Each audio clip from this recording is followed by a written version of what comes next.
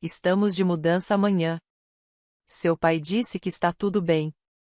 Foi o que minha madrasta me falou às 23h47.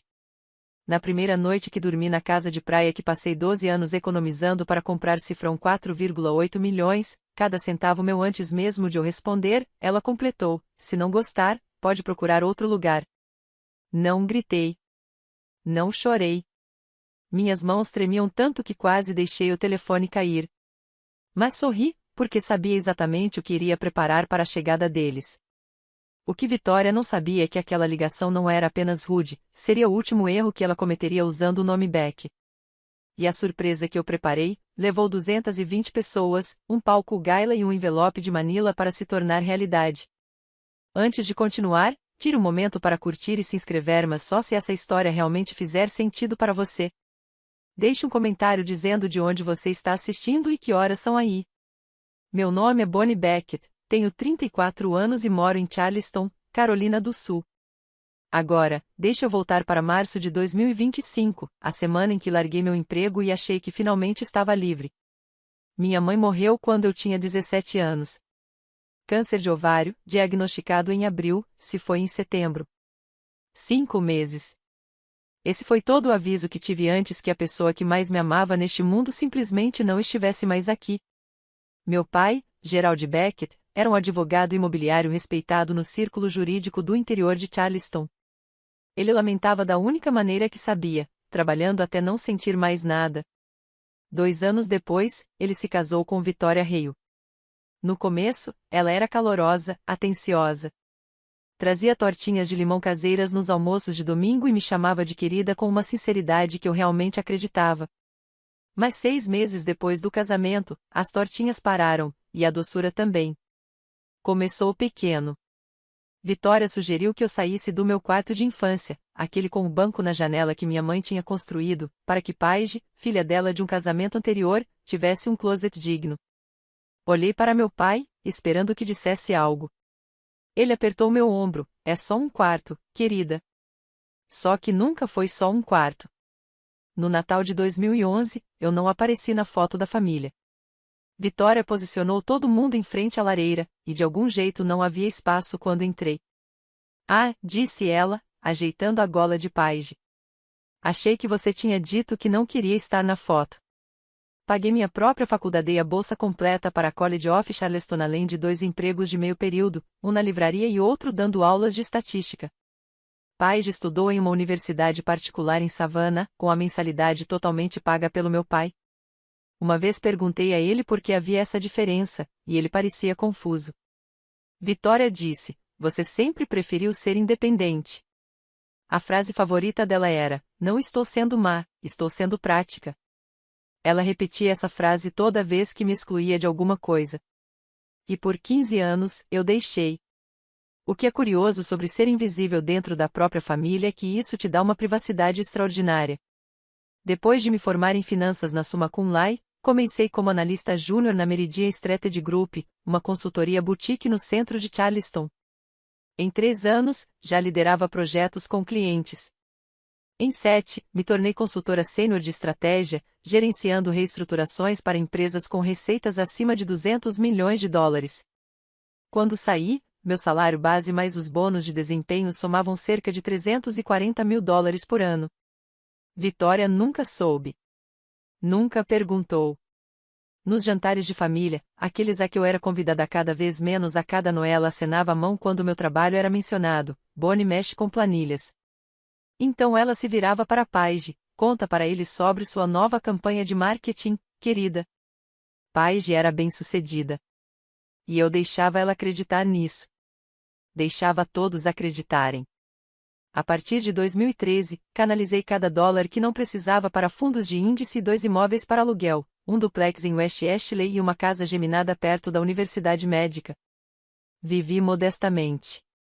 Dirigia um Honda de 7 anos, usava roupas da Target nos jantares de ação de graças na casa do meu pai, enquanto Vitória exibia uma nova pulseira da Cartier todo ano.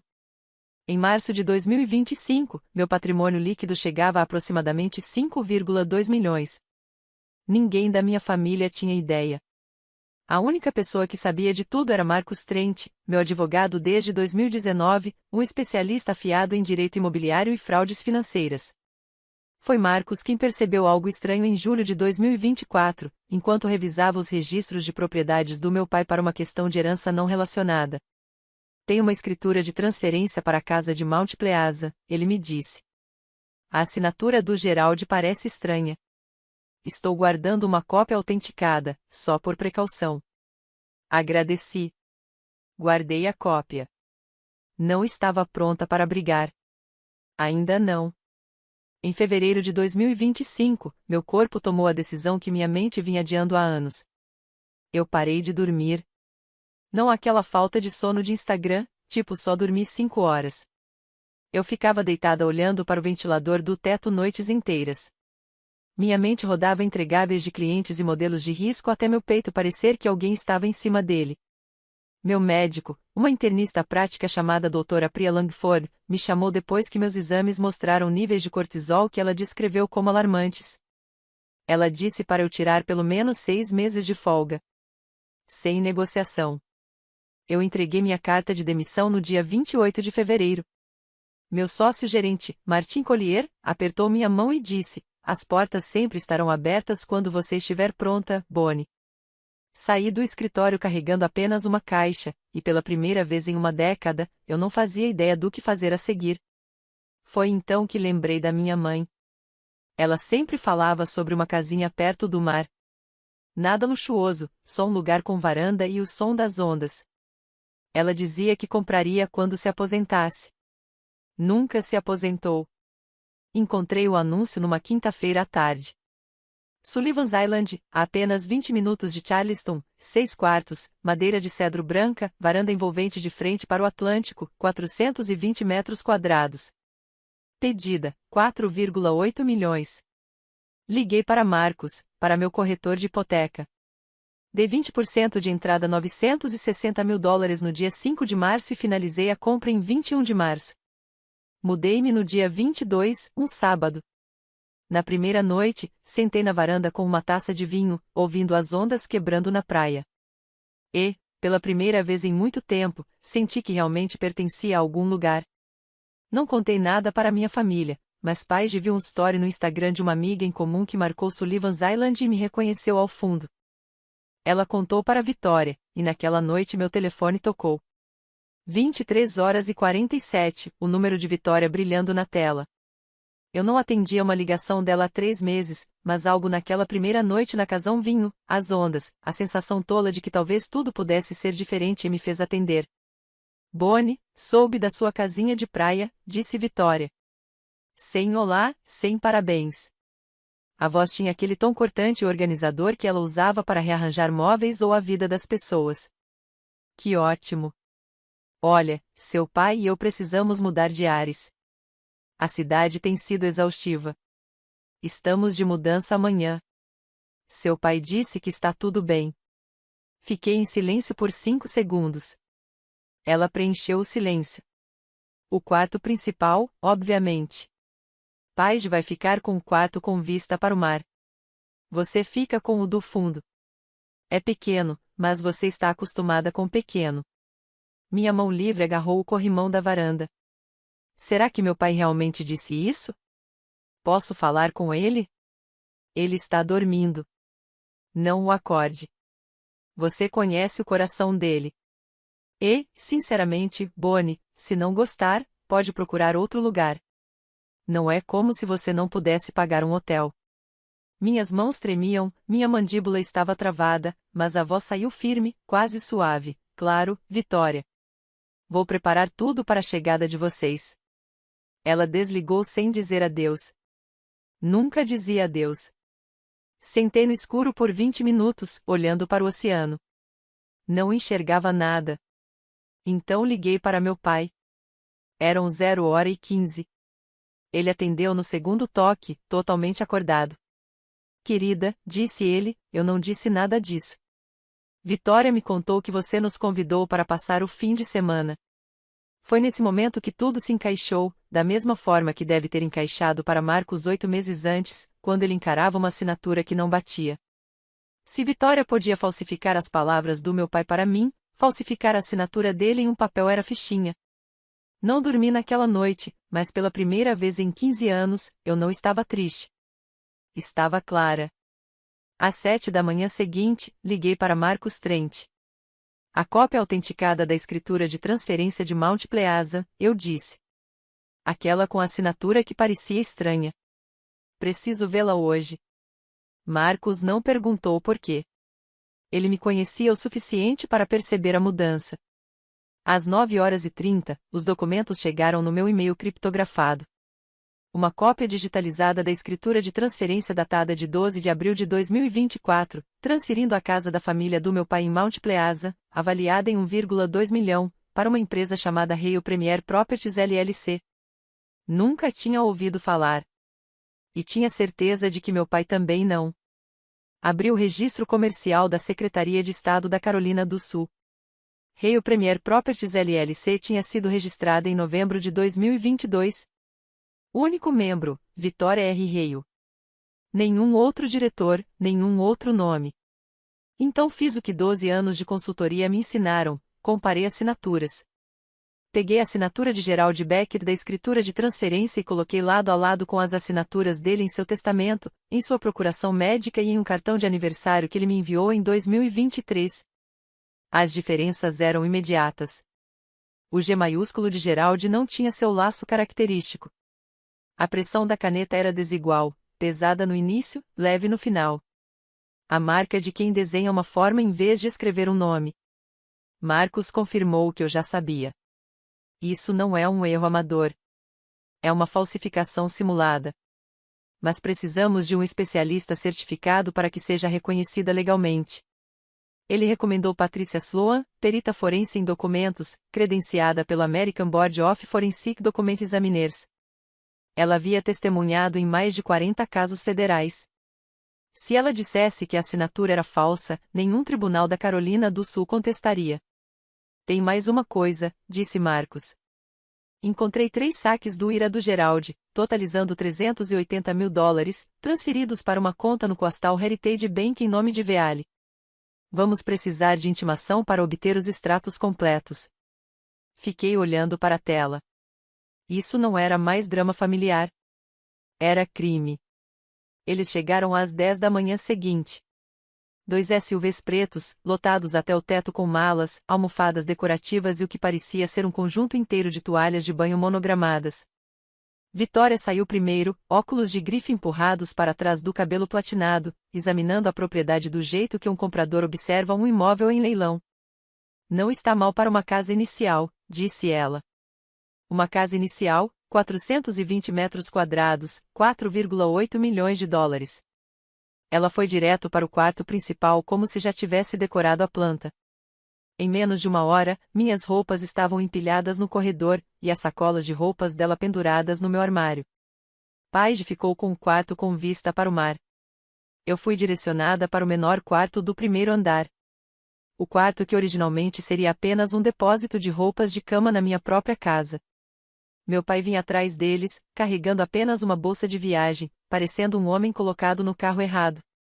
Ele cruzou meu olhar no corredor e fez um gesto com a boca, desculpa. Eu balancei a cabeça levemente, ainda não. Naquela noite, Vitória convidou 3 casais do círculo social dela para jantar, sem avisar, usando as compras que eu havia feito. Ela os guiou por todos os cômodos, a mão varrendo a cozinha aberta como uma apresentadora de programa de auditório. Gerald queria uma casa de praia, dizia, sorrindo para todos. Então eu fiz acontecer. Nenhuma das pessoas na mesa sabia que eu era a proprietária da casa. Ninguém perguntou. Eu lavei a louça. Sorri. E às 21h47, meu telefone vibrava com um e-mail de Marcus. Patricia Sloan havia completado sua análise preliminar. Sua conclusão: a assinatura na escritura de Mount Pleasant tinha alta probabilidade de ser uma falsificação simulada. Eu sequei o último prato, coloquei na prateleira e fui para meu quarto minúsculo. Às 23h, quando a casa estava silenciosa, um segundo e-mail chegou de Marcus.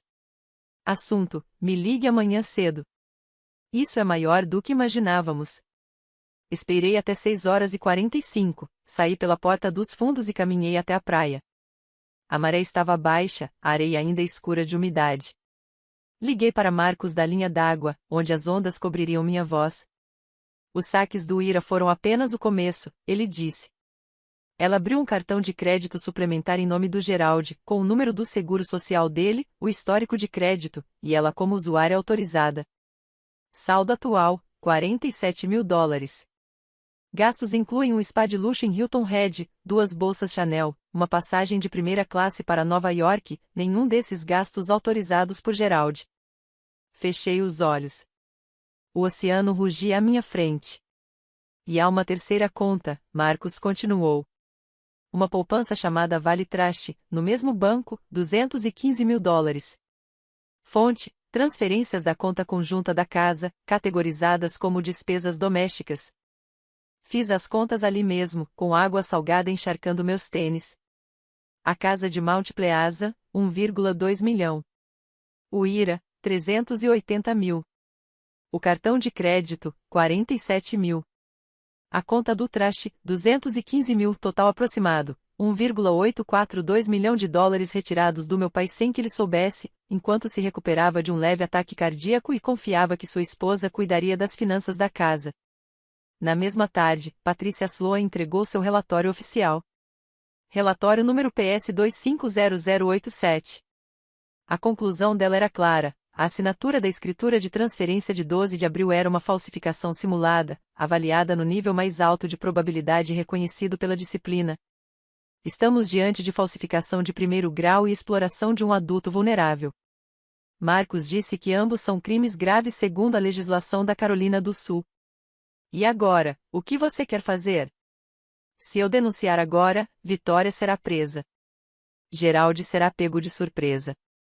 Até o jantar, toda a cidade já sabia. E se houver outro caminho? Marcos fez uma pausa.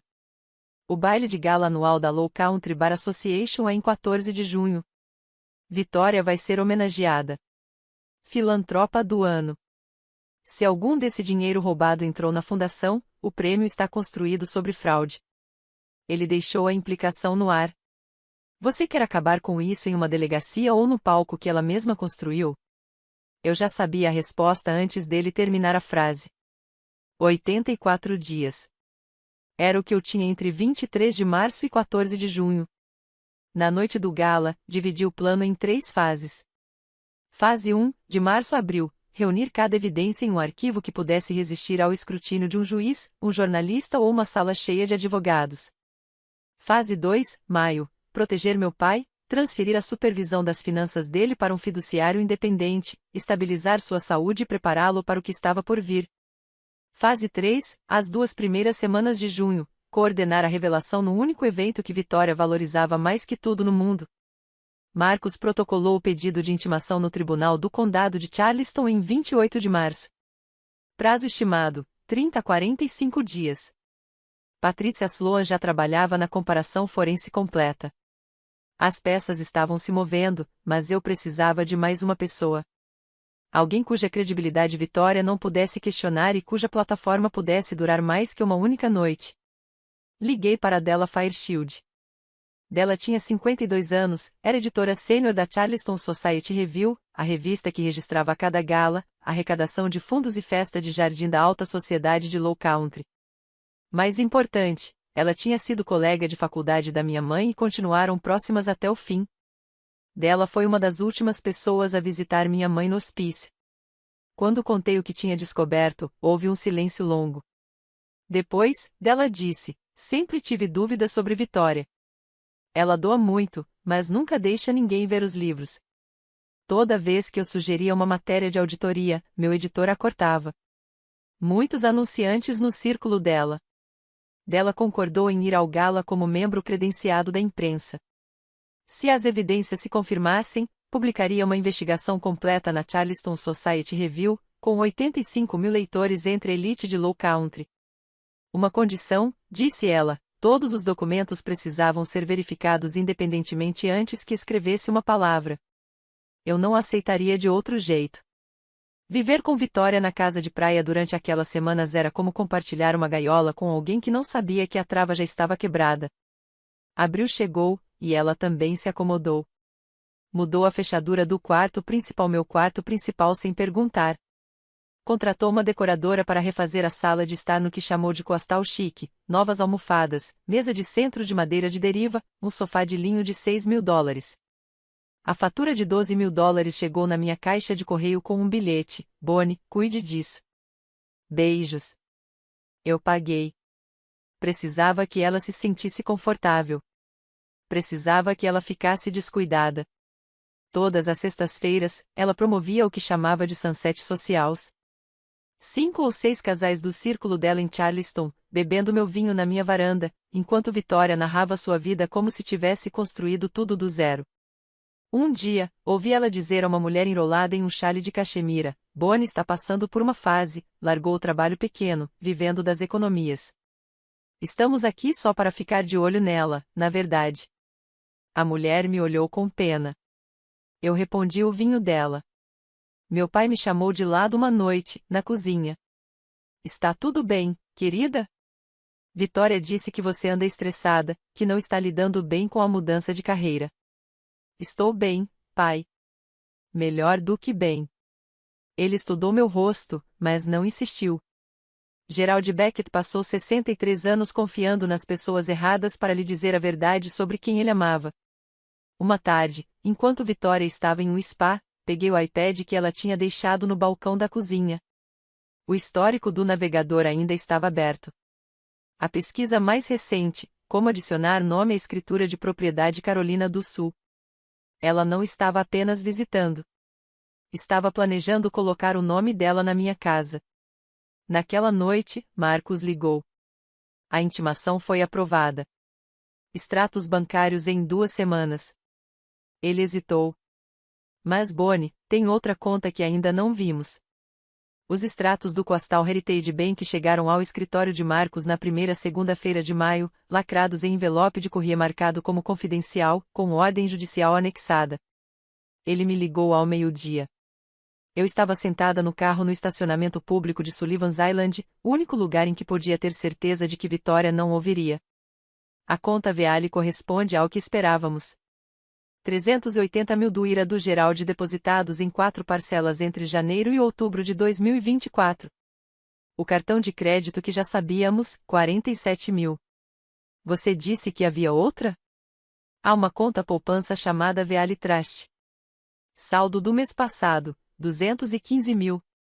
Todo o dinheiro foi transferido da conta conjunta da casa que Gerald compartilha com Vitória. Cada saque listado como despesas domésticas, mantimentos, manutenção, utilidades, mas tudo foi para essa conta separada. Fiquei olhando pelo para-brisa para a grama do pântano se curvando com o vento. Dano total: 1,2 milhão da casa, 380 mil do IRA, 47 mil do cartão, 215 mil da conta do Trust. Total aproximado: 1,842 milhão de dólares. Ele deixou esse número pairar no ar. Marcos, se eu contar para meu pai agora, ele vai confrontá-la.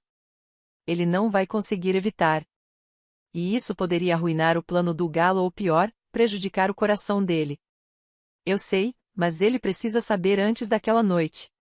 Ele precisa subir naquele palco conhecendo a verdade completa, e precisa assinar uma declaração confirmando que nunca autorizou nada disso. Concordamos com 1º de junho, 13 dias antes do gala. Cedo o suficiente para Gerald se preparar, tarde o suficiente para Vitória não ter tempo de construir uma contranarrativa. Na mesma semana, Patrícia Sloan enviou um adendo ao relatório. A caligrafia da assinatura falsificada na escritura de Multipleas era consistente com a caligrafia da aplicação fraudulenta do cartão de crédito. Mesma pessoa, mesmos hábitos de caneta, mesmo crime. 1º de junho, um domingo. Acordei antes do amanhecer e observei o céu mudar de carvão para um dourado pálido pela minha pequena janela do 1º andar. Vitória não levantaria antes das 9, nunca acordava cedo nos finais de semana. Eu tinha uma janela estreita. Encontrei meu pai na varanda às 5h45, sentado com uma xícara de café que ele mesmo preparara, observando os pelicanos deslizando sobre as ondas. Caminhe comigo, eu disse. Descemos pela passarela até a praia. A areia estava fria sob os pés. Esperei até estarmos longe o suficiente da casa para que nem gritando nos alcançassem.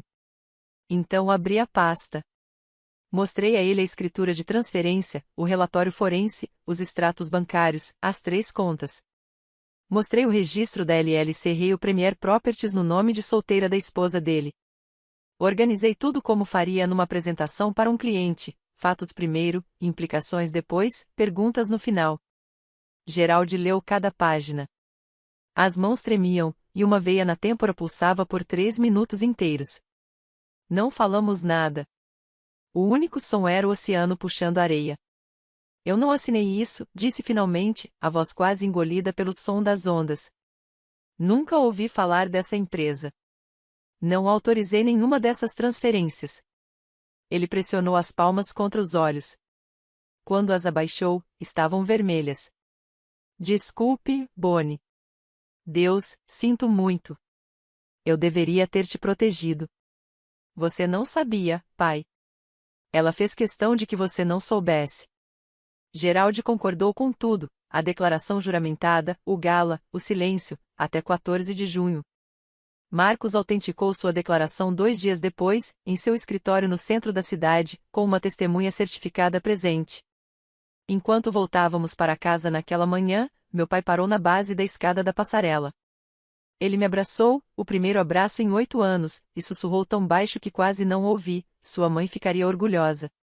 Eu ainda não sabia que a voz da minha mãe chegaria a mim mais uma vez antes de tudo acabar, de uma forma que nunca poderia ter previsto. 13 dias. Vitória passou cada um deles se preparando para a noite que acreditava que coroaria seu legado. Contratou um stylist pessoal, $3.500 por uma única consultoria. Encomendou um vestido sob medida, cor champanhe, em uma boutique na King Street, $8.200, ajustado 2 vezes, com a bainha medida milimetricamente. Todas as noites, depois do jantar, ela ficava em frente ao espelho do quarto principal e ensaiava seu discurso de aceitação, gesticulando para uma plateia invisível com a graça treinada de alguém que passou a vida inteira desempenhando generosidade. No dia 8 de junho, ela me disse que eu deveria estar presente no gala para fins de aparência. Você vai sentar no fundo, obviamente, mas preciso que a família esteja lá. Fica melhor nas fotos.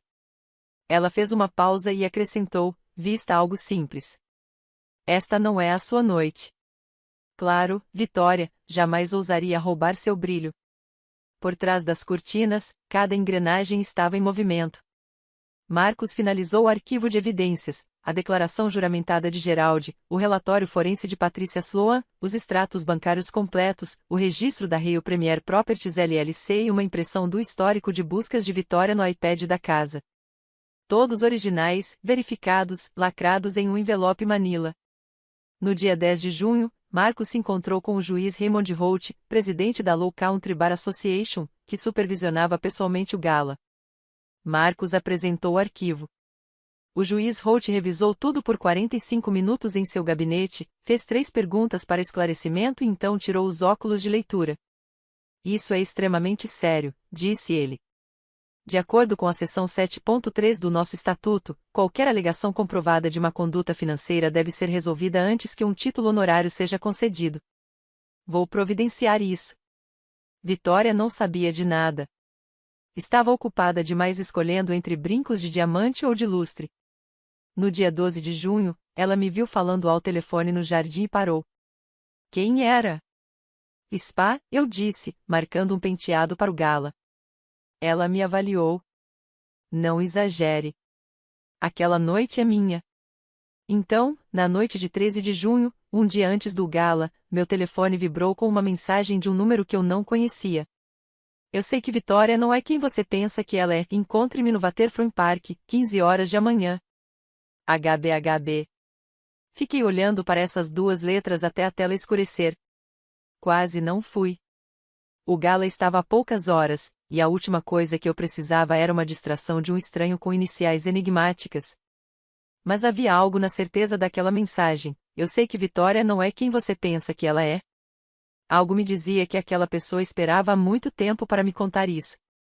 Waterfront Park, 15 horas, 13 de junho.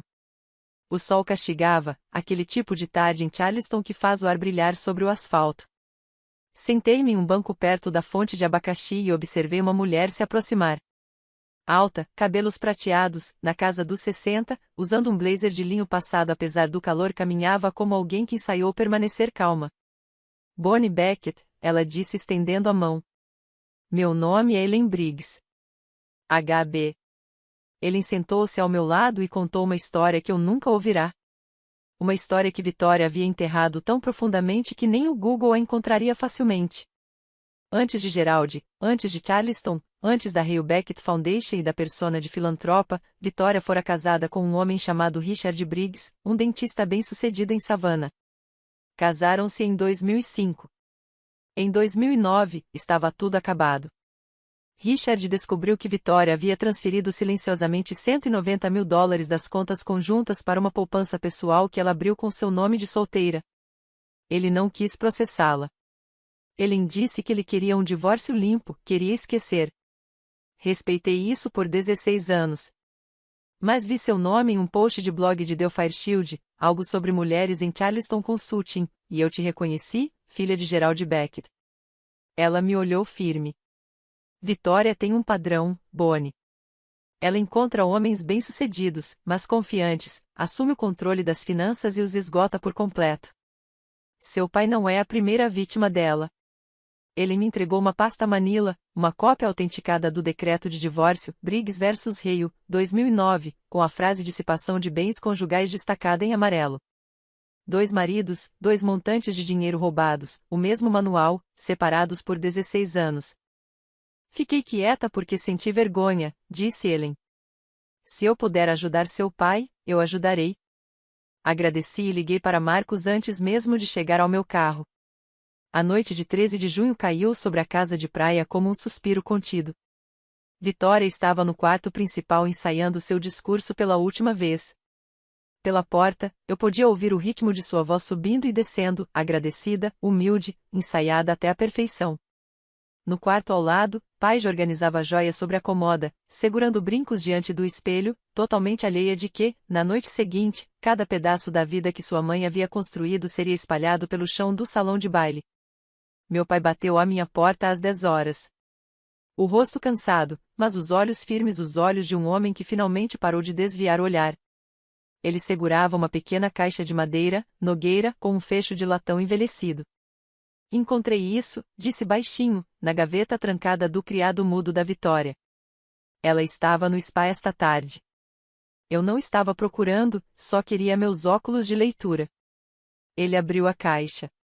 Dentro, 2 páginas manuscritas, dobradas uma vez, papel amarelado nas bordas. A caligrafia da minha mãe. Reconheci imediatamente, o Y minúsculo com laçada, a forma de cruzar os T com uma leve inclinação para cima, como se cada palavra buscasse algo melhor. A carta estava datada 3 dias antes da morte dela. Bonnie, minha menina corajosa, você não precisa da permissão de ninguém para viver sua vida. Você é suficiente. Sempre foi suficiente. Nunca deixe ninguém te fazer duvidar disso. Victoria havia mantido essa carta escondida por 17 anos. As últimas palavras da minha mãe para mim, guardadas em uma caixa, trancadas em uma gaveta, no quarto da mulher que passou 1 década e meia me dizendo que eu não era nada.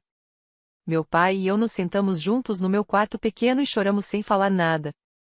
Quando consegui respirar de novo, dobrei a carta cuidadosamente e coloquei na minha bolsa, a que eu levaria amanhã. Não vou te decepcionar, pai. Antes de apagar a luz, passei pelo corredor que levava à varanda. A silhueta de Victoria se destacava contra o oceano iluminado pela lua, telefone colado ao ouvido. Parei. A voz dela atravessava a porta de tela. Não se preocupe, depois do gala vou mandar transferir a escritura. Ela nem vai perceber até estar tudo pronto. Ela estava falando sobre minha casa, a casa que comprei com 12 anos de trabalho invisível, e estava planejando tomá-la no momento em que seu troféu estivesse em mãos. Fui para a cama. Programei meu despertador para as 6 horas e, pela primeira vez em 84 dias, dormi profundamente. 14 de junho de 2025. A manhã chegou clara e tranquila, aquele tipo de dia de baixa umidade em Charleston que faz tudo parecer mais nítido do que deveria. Às 8 horas, eu estava no escritório de Marcus Trent, uma suíte com paredes de vidro no terceiro andar de um armazém convertido na East Bay Street. O envelope Manila estava entre nós na mesa como uma arma carregada deitada. Revisamos o conteúdo uma última vez, a escritura de transferência falsificada com o relatório forense de Patricia Sloan, número PS 2025087, os extratos do Coastal Heritage Bank para as 3 contas, a declaração juramentada de Geraldi, autenticada e testemunhada em 3 de junho, o registro da Rio Premier Properties LLC, o decreto de divórcio Briggs vs Rio, 2009, e a captura de tela do histórico de buscas de Vitória, incluindo a pesquisa de como adicionar um nome a uma escritura de imóvel na Carolina do Sul, com data, dispositivo identificado e salvo em PDF. Ellen Briggs confirmou naquela manhã que comprará um ingresso através de dela, mesa 12. Ela está pronta, disse Marcus. Às 10 horas, Marcus se encontrou com o juiz Holt no tribunal para um briefing final. O juiz já havia informado ao comitê organizador do gala que o prêmio de filantropo do ano seria suspenso antes da apresentação, devido a uma questão relacionada à indicada que exigia atenção da associação. O comitê concordou, relutante, mas por unanimidade. Nenhum membro da elite jurídica de Charleston queria que seu prêmio de assinatura fosse manchado por uma fraude não examinada. Enquanto isso, Vitória passou a manhã em um estado de radiante oblivion. Ela saiu do quarto principal às 14 horas com seu vestido champanhe, cabelo preso em um coque alto e um pendente de diamante brilhando à luz. Ela me avaliou, vestindo meu simples vestido preto e brincos de pérola, do jeito que uma rainha observa uma camareira.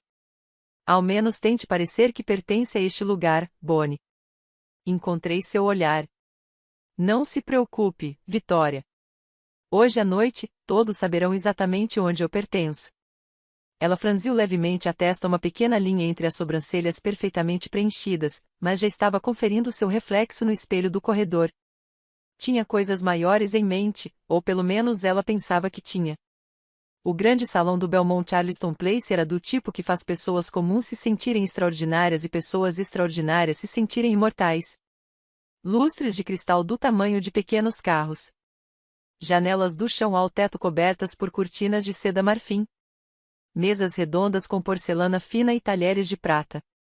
Cada uma com um arranjo de peonias brancas e velas cintilantes. 220 convidados, advogados, juízes de tribunal, legisladores estaduais, fundadores de ONGs, incorporadores imobiliários e colunistas sociais que registravam cada aperto de mão. Black tie, etiqueta impecável. Em um salão assim, reputação não era apenas moeda, era oxigênio. Vitória se movia pela multidão como se a noite inteira tivesse sido coreografada ao seu redor. Ela beijava bochechas, apertava mãos, inclinava-se para sussurrar coisas que faziam pessoas poderosas rir. Em um momento, observei-a apoiar a palma da mão no antebraço do juiz Holt e dizer, com aquele tipo de sinceridade que só uma vida inteira de prática produz, estou profundamente honrada por esta premiação, Raymond. Sinceramente. Ela se sentou na mesa 1, a posição VIP, diretamente à frente do palco. Geraldi estava ao lado dela, postura rígida, copo de água intacto. Ele não olhara para Vitória desde que chegaram. Ela não percebeu. Eu estava na mesa 18, perto da entrada de serviço, a mesa que Vitória me havia designado. Marcus estava à minha esquerda, com a pasta debaixo da cadeira. Na mesa 12, pude ver Ellen Briggs, cabelos prateados, blazer de linho, observando a sala com a paciência de alguém que esperou 16 anos por aquela noite. Na seção da imprensa, Della Fairchild ajustava seu gravador e abria uma página nova no caderno. Às 20h30, o mestre de cerimônias bateu no microfone. Senhoras e senhores, antes de iniciarmos a apresentação dos prêmios desta noite, a associação tem um breve anúncio. Vitória endireitou-se na cadeira, ajeitou o vestido e sorriu aquele sorriso generoso, pronto para as câmeras, que ela ensaiara diante do espelho por semanas. Então, o juiz Raymond Holt levantou-se, caminhou até o púlpito e disse: Senhoras e senhores, lamento informar que recebemos informações que exigem nossa atenção antes de prosseguirmos esta noite. 220 pares de olhos se voltaram para o palco. O sorriso de Vitória não vacilou. Ainda não. Mas pude ver seus dedos apertarem o guardanapo. A voz do juiz Holt ecoou pelo salão com a gravidade medida de alguém que passou 30 anos no tribunal. De acordo com a seção 7.3 do Estatuto da Low Country Bar Association, qualquer alegação fundamentada de uma conduta financeira envolvendo um indicado deve ser tratada antes da concessão de um prêmio de honra. Esta noite, recebemos uma denúncia formalmente documentada, apoiada por evidências forenses, depoimentos juramentados e registros financeiros verificados de forma independente. Ele fez uma pausa. A denúncia foi apresentada por um membro da própria família do indicado. Um murmúrio percorreu as mesas, o som involuntário de 220 pessoas recalibrando suas expectativas ao mesmo tempo.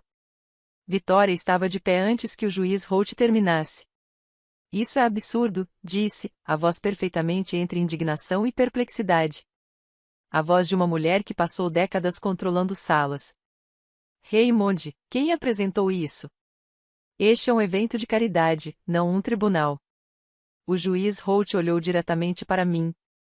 Senhorita Bonnie Beckett, você foi convidada a apresentar suas provas. O murmúrio se tornou uma onda. Cabeças se viraram. Os olhos de Vitória me encontraram na mesa 18, no fundo da sala, exatamente onde ela me havia colocado. E por um longo segundo suspenso, olhamos uma para a outra através de 17 mesas, 220 testemunhas e 15 anos de silêncio. Levantei-me. Peguei o envelope Manila e caminhei. 17 mesas, cada passo deliberado, cada passo audível no chão de madeira polida. Eu podia sentir o peso de todos os olhares na sala. Ouvir o farfalhar dos vestidos de noite quando as mulheres se viravam nas cadeiras, o tilintar de um copo de água. Alguém se sentou com força. Geraldi. A voz de Vitória quebrou o silêncio como um fósforo aceso. Faça alguma coisa. Ela está tentando me destruir. Meu pai permaneceu imóvel, mãos cruzadas sobre a mesa, sem olhar para a esposa. Subi ao palco. 220 rostos me encaravam. A luz do lustre era quente e implacável. Coloquei o envelope no púlpito, inclinei-me sobre o microfone e respirei fundo. Não vim aqui para destruir ninguém, disse. Vim porque a verdade não podia esperar mais um dia. Abri o envelope e retirei o primeiro documento. Em 12 de abril de 2024, uma escritura de transferência foi registrada no condado de Charleston, transferindo a propriedade da casa da família Beckett em Mount Pleasant para uma empresa de responsabilidade limitada chamada Hale Premier Properties, com valor avaliado em 1,2 milhão de dólares. Levantei a escritura. A tela de projeção atrás de mim iluminou-se com um scan em alta resolução, selo do condado, descrição legal, e, ao final, uma assinatura, Gerald A. Beckett. Essa assinatura não é do meu pai. Passei para o próximo slide, uma comparação lado a lado. À esquerda, a assinatura da escritura, à direita, a assinatura autêntica de Gerald, retirada de seu testamento, de sua procuração médica e de uma declaração juramentada autenticada em 3 de junho deste ano. As diferenças eram visíveis mesmo do fundo da sala, o loop ausente no G maiúsculo, a pressão desigual da caneta, a qualidade mecânica de uma mão que copiava em vez de escrever. A análise foi conduzida por Patricia Sloan, examinadora forense de documentos credenciada pelo American Board of Forensic Document Examiners, com mais de 40 testemunhos em processos federais. Sua conclusão, no relatório PS 20250087, a assinatura é uma falsificação simulada, no mais alto nível de probabilidade reconhecido na área. O salão estava em silêncio, não o silêncio polido de um evento formal, mas o silêncio absoluto de uma sala que parou de respirar coletivamente. Meu pai levantou-se da mesa 1. A voz rouca, mas firme, eu não assinei esse documento. Eu não sabia que essa empresa existia e não autorizei a transferência da minha casa. Vitória agarrou a borda da mesa. Gerald, diga a eles que você assinou. Diga. Ele olhou para ela pela primeira vez naquela noite, lentamente, balançou a cabeça em negativo. Em algum lugar na mesa 5, um homem pousou o garfo no prato. O pequeno tilintar soou como um martelo batendo no tribunal. Retirei o segundo conjunto de documentos do envelope. Entre janeiro e outubro de 2024, 4 saques totalizando $380 mil foram feitos da conta de aposentadoria individual de Gerald Beckett e depositados em uma conta poupança no Coastal Heritage Bank. O próximo slide apareceu. Extratos bancários redigidos, com números de roteamento, datas e valores destacados. A conta está registrada em nome de Veale. Ouvi uma cadeira Ranger. Alguém na mesa 9 sussurrou algo para a pessoa ao lado. Além disso, um cartão de crédito suplementar foi aberto usando o número de seguridade social de Gerald Beckett sem o seu conhecimento ou consentimento. Saldo atual, $47 mil. As despesas incluíam viagens de luxo, compras de grife e tratamentos pessoais de spa, nenhum deles registrado nas contas pessoais de Gerald. No terceiro slide, uma conta poupança separada intitulada Vale Trash continha $215 mil transferidos da conta conjunta da família Beckett, disfarçados como despesas domésticas rotineiras. Coloquei os extratos sobre o púlpito. O total desviado dos ativos do meu pai, sem seu conhecimento ou autorização, é de aproximadamente $1,842 milhão. Sob o Código da Carolina do Sul, seção 433.510, isso caracteriza a exploração financeira de um adulto vulnerável. Meu pai tem 63 anos e histórico cardíaco documentado um crime grave. Vitória se virou para a plateia. As lágrimas apareceram imediatamente, brilhantes, perfeitamente cronometradas, rolando por bochechas que não se enrugavam com emoção genuína há anos. Ela está mentindo. A voz dela quebrou com fragilidade ensaiada. Gerald me deu acesso a tudo. Isso é um mal-entendido familiar, não um caso criminal. Como ousa transformar um jantar beneficente em um julgamento público? O juiz Holt falou do seu assento, a voz firme como um prumo. Senhora Hale Beckett, as evidências foram verificadas de forma independente. A associação está revogando o prêmio Filantropa do ano. Com efeito imediato. A boca de Vitória se abriu, mas nenhum som saiu. Então, da mesa 12, uma mulher se levantou. Ellen Briggs ergueu-se com a compostura silenciosa de quem passou 16 anos ensaiando mentalmente este momento. Meu nome é Ellen Briggs, disse, a voz ecoando pelo salão com a clareza de alguém que finalmente decidiu parar de sussurrar. Vitória Hale foi anteriormente casada com meu ex-marido Richard Briggs, um dentista em Savannah. Casaram-se em 2005. O casamento terminou em 2009, depois que Richard descobriu que Vitória havia transferido $190 mil de suas contas conjuntas para uma conta pessoal em seu nome de solteira. Ela levantou um documento encadernado. Esta é uma cópia autenticada da sentença de divórcio, Briggs vs. Hale, Tribunal Superior do Condado de Chatham, 2009. A decisão cita especificamente dissipação de bens matrimoniais. Ele passou o decreto para o juiz Holt, que aceitou sem dizer uma palavra. O murmúrio que crescia na sala quebrou como uma onda. 220 pessoas começaram a falar ao mesmo tempo, primeiro em sussurros, depois em vozes altas. Vi uma mulher na mesa 7 tapar a boca. 2 advogados na mesa 3 se inclinaram um para o outro com expressões que eu reconhecia de todas as salas de reunião em que já trabalhei, o olhar de profissionais que acabaram de perceber que estavam ao lado de uma bomba. Vitória permaneceu congelada entre a mesa VIP e o corredor, seu vestido champanhe refletindo a luz do lustre. Paige estava sentada ao lado da cadeira vazia, lágrimas escorrendo pelo rosto, mãos apertadas no colo. Ela não olhou para a mãe, olhou para a toalha da mesa. Meu pai se afastou da mesa VIP e caminhou até mim.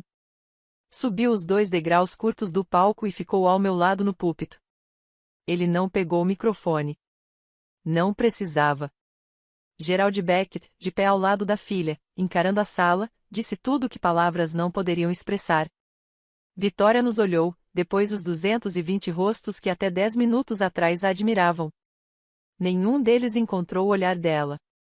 Ela pegou sua bolsa de mão e caminhou para a saída. O som dos saltos champanhe batendo no chão de mármore ecoou pelo salão muito depois da porta se fechar. Ninguém a seguiu. Por alguns segundos, depois que a porta se fechou, o salão prendeu a respiração. Então o juiz Holt voltou ao púlpito. O prêmio Filantropo do ano de 2025 não será conferido esta noite, disse. A Low Country Bar Association iniciará uma auditoria completa de todas as doações recebidas pela Hale Beckett Foundation. Pedimos paciência e discrição enquanto este assunto segue pelos canais legais apropriados. Ele se afastou do microfone. A sala exalou. O que aconteceu depois, eu não esperava. Um homem na mesa 3, alto, com cabelos grisalhos nas têmporas e a postura de quem possuía o prédio onde trabalhava, levantou-se e atravessou o salão em minha direção. Douglas Hain, sócio fundador da Hain & Partners, um dos escritórios de litígio mais respeitados das Carolinas. Ele apertou minha mão. Você apresentou isso mais claramente do que metade dos advogados que contratei em 20 anos. Se seu pai precisar de representação legal para o divórcio ou para a denúncia criminal, aqui está meu cartão. Ele pressionou o cartão na minha palma. Pro ONU. Atrás dele, Della Fairchild me encarou da sessão de imprensa. Ela sentiu uma vez, daquele jeito que significa, você tem tudo o que precisa. Voltei ao microfone pela última vez. A sala se silenciou novamente. Não vim aqui esta noite para derrubar alguém, disse. Vim porque meu pai merecia saber a verdade. Porque silêncio não é lealdade, é rendição. E porque ninguém nesta sala, ou em qualquer outro lugar, deve ter que trocar sua dignidade pela aparência de harmonia familiar. O aplauso começou na mesa 12. Helen, firme e segura. Espalhou-se pelo salão, não estrondoso, não jubiloso, mas deliberado. O som de 220 pessoas oferecendo algo mais raro que elogios, respeito. Meu pai pegou meu braço enquanto descíamos os degraus do palco. Seu aperto era firme, os olhos claros, e pela primeira vez em 15 anos, saímos de uma sala juntos. A viagem de volta para Sullivan's Island levou 23 minutos. Meu pai ficou no banco do passageiro e não falou nos primeiros 20. Então, em algum ponto da ponte sobre a via navegável intracosteira, com os pântanos se estendendo negros e intermináveis de ambos os lados, ele disse: segunda-feira eu entro com o divórcio. Eu não discuti.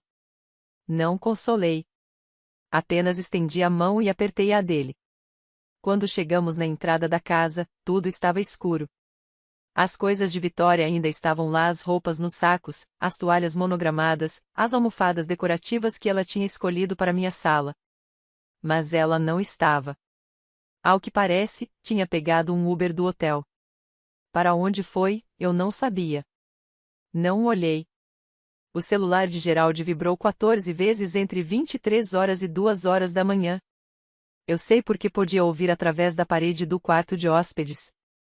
Ele me mostrou as mensagens na manhã seguinte: Gerald, por favor. Posso explicar. Não faça isso com nossa família. Depois, então você está cometendo um erro. Depois, isso é tudo culpa da Bonnie. Ela te manipulou. E a última, às 1h47, você vai se arrepender disso. Paige me ligou às 23h30 daquela noite.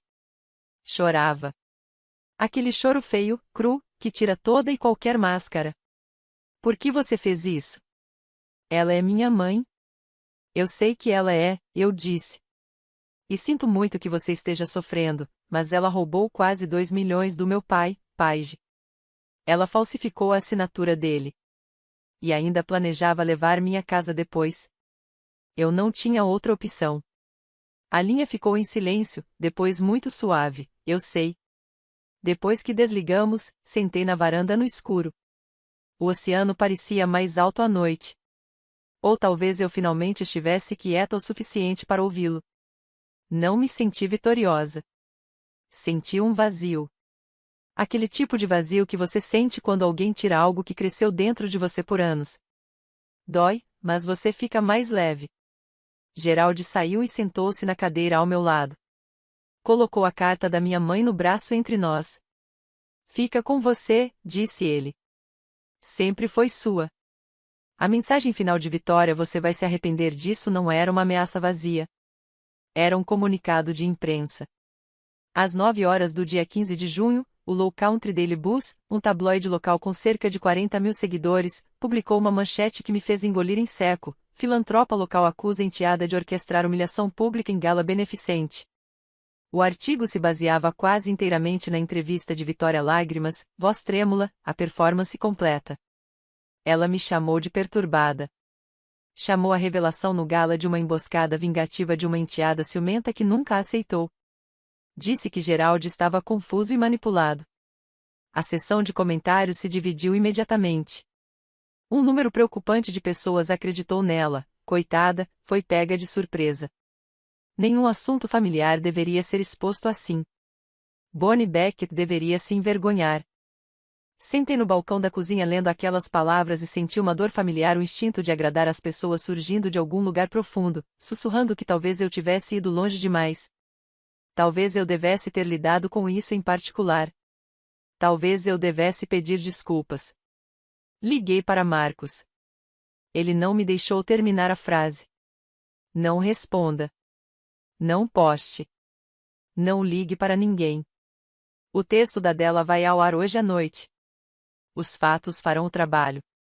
2 mensagens de ódio chegaram naquela tarde, enviadas por mulheres do Círculo Social de Vitória. Ambas haviam sido convidadas para jantar na minha própria mesa, na minha própria casa, bebendo meu vinho. Uma escreveu: "Você deveria se envergonhar. Vitória já deu mais para esta comunidade do que você jamais dará."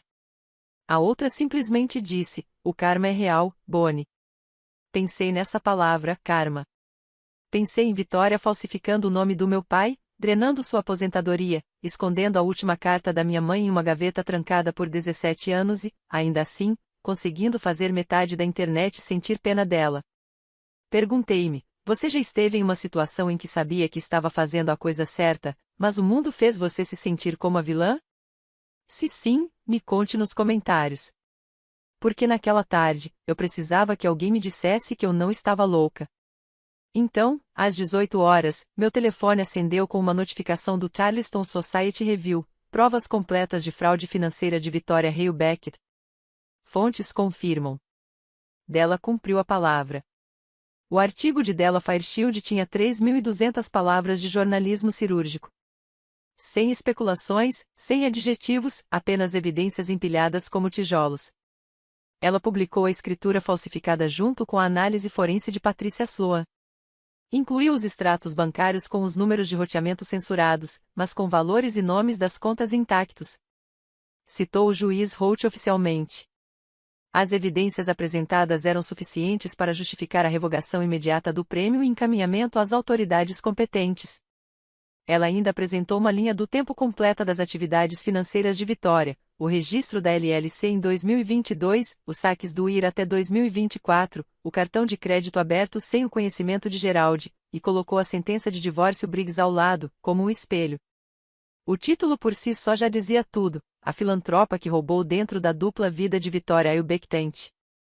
Em 12 horas, o artigo atingiu 127.000 visualizações, 4.800 compartilhamentos e 1.200 comentários. O mais votado, de um leitor em Somerville, dizia: essa mulher tinha um padrão. Gerald Beckett teve sorte de sua filha salvá-lo. O Low Country Daily Buzz, o mesmo veículo que havia publicado a entrevista chorosa de Vitória naquela manhã, publicou uma retratação à meia-noite: pedimos desculpas pela cobertura unilateral anterior e incentivamos os leitores a revisarem as evidências completas publicadas pelo Charleston Society Review. A Low Country Bar Association divulgou uma declaração formal na manhã seguinte: o prêmio de filantropo do ano de 2025 foi permanentemente revogado. O status de parceria da Hale Beckett Foundation foi suspenso, aguardando uma auditoria financeira completa. Em 48 horas, 3 dos maiores patrocinadores corporativos da Fundação, um banco regional, uma concessionária de carros de luxo e um grupo de hospitalidade retiraram suas contribuições. Valor combinado: $420 mil. O publicitário de Vitória divulgou uma declaração de 2 frases em nome dela: a senhora Hale Beckett nega categoricamente todas as acusações e aguarda a oportunidade de limpar seu nome por meio do processo legal. Ninguém a citou. O ciclo de notícias já havia seguido adiante, mas não na direção que Vitória queria. Na segunda-feira, 16 de junho, meu pai entrou no Tribunal de Família do Condado de Charleston às 9h15, vestindo um terno azul marinho e com a expressão de alguém que acabará de acordar de um sono muito longo. Ele entrou com o pedido de divórcio, alegando fraude no casamento e dissipação de bens matrimoniais. A petição tinha 14 páginas, preparada por Marcos Trent nas 2 semanas anteriores, citando cada documento, cada conta e cada assinatura falsificada que havíamos descoberto. Na mesma tarde, Marcos foi ao departamento do xerife do condado de Charleston e apresentou uma queixa criminal formal. As acusações que ele recomendou eram precisas: falsificação em primeiro grau, de acordo com o Código da Carolina do Sul, seção 16, 13 e 10, exploração de adulto vulnerável, seção 43, 35 e 10, e fraude de identidade pelo cartão de crédito não autorizado. Cada uma era um crime grave, com pena de prisão medida em anos, não meses. O departamento do xerife iniciou a investigação imediatamente e deu instruções para que Vitória se apresentasse em até 72 horas. Até quarta-feira, ela havia contratado Nathan Pratt, um renomado advogado criminalista de Charleston. A primeira ação de Pratt foi ligar para Marcus propondo um acordo, devolver o dinheiro, fechar as contas, retirar as acusações e todos saíam em silêncio. Marcus transmitiu a oferta. Eu não precisei de 30 segundos para responder. Sem acordo, disse. Meu pai tem direito à plena proteção da lei, não a um aperto de mãos em uma sala de reuniões. No final daquela semana, o Coastal Heritage Bank congelou tanto a conta poupança Vale quanto a Vale Trust, totalizando $595 mil, bloqueadas até a conclusão da investigação. Na quinta-feira, Paige me ligou pela segunda vez desde o gala. A voz dela estava mais calma, mais baixa. Podemos conversar? Perguntou. Não como inimigas. Nunca te vi como inimiga, Paige, respondi. Mas você precisa decidir de que lado está. Eu não posso fazer isso por você. Ficou em silêncio por um bom tempo, depois disse, eu sei. O número final chegou em 2 de julho. A auditoria emergencial da Low Country Bar Association na Hale Beckett Foundation revelou que Marcus desconfiava desde o início, a podridão ia muito além das contas pessoais. $85 mil em doações de caridade haviam sido reclassificados por meio de uma série de transferências internas e silenciosamente redirecionados para despesas pessoais de Vitória, faturas de eventos que na verdade eram jantares privados, custos administrativos iguais à mensalidade do spa dela, e uma taxa de consultoria de $10 mil paga a Hale Premier Properties LLC, a mesma shell company usada para roubar a casa do meu pai. O total revisado, $1,92 milhão. Naquele mesmo dia, o grande júri do condado de Charleston emitiu uma acusação formal, 4 crimes graves: falsificação em primeiro grau, exploração de adulto vulnerável, fraude de identidade e apropriação indevida de fundos de caridade. Vitória se apresentou no tribunal do condado, pagou fiança de $75 mil e foi liberada com uma tornozeleira GPS e uma ordem judicial proibindo qualquer contato com Gerald Beckett. A ordem de restrição foi concedida ainda naquela tarde. 60 metros de distância, sem exceções. Della Fairchild publicou uma matéria de acompanhamento. O Post and Courier, maior jornal diário da Carolina do Sul, repercutiu a história. O jornal da cidade de Charleston também. Estimativas conservadoras colocaram a audiência combinada em mais de 500 mil leitores. Nas redes sociais, a hashtag #AilBeckettrald ficou em tendência regional por 3 dias. O advogado de defesa de Vitória, Nathan Pratt, sugeriu a ideia de um processo contra mim, por difamação. A resposta de Marcus foi uma única frase em um e-mail: todas as declarações feitas no gala foram respaldadas por evidências verificadas independentemente e revisadas previamente por um juiz em exercício. Estamos abertos ao processo de descoberta. O processo contra mim nunca foi aberto. Na primeira semana de julho, depois que a acusação, a ordem de restrição e as manchetes dos jornais se estabilizaram em uma espécie de silêncio exausto, sentei-me com meu pai na varanda da casa de praia. A mesma varanda, as mesmas cadeiras, mas nada mais era igual. Pai, eu disse, eu te amo.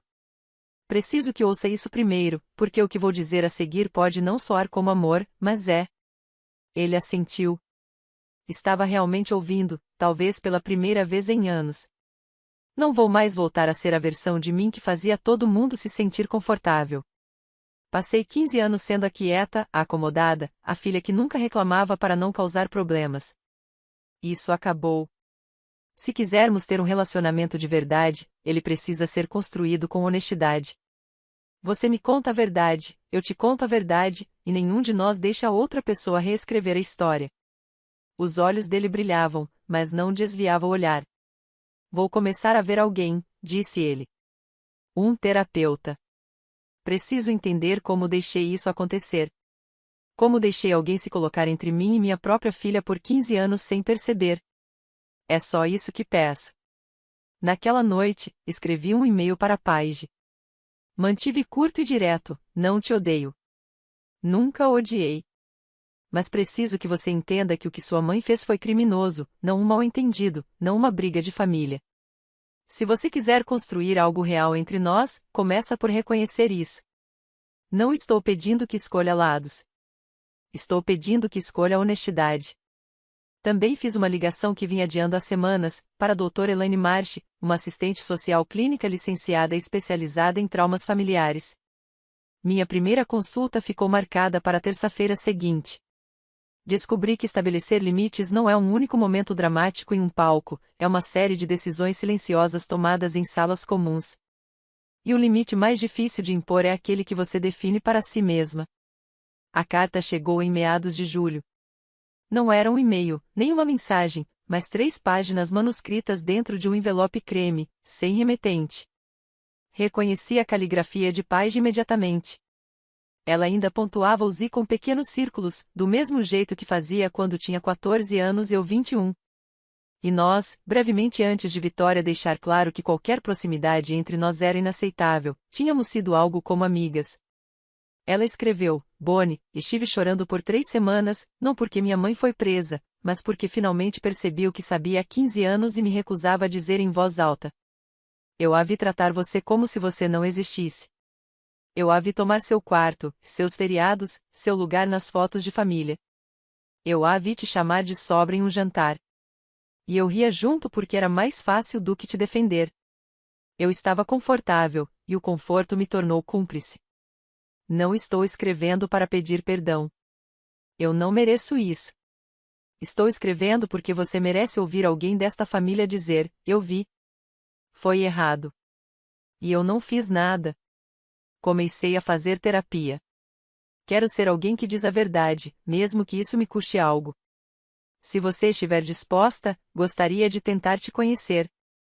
Não como meias irmãs que se toleram, mas como 2 adultas que escolhem a honestidade em vez da conveniência. Li a carta 2 vezes.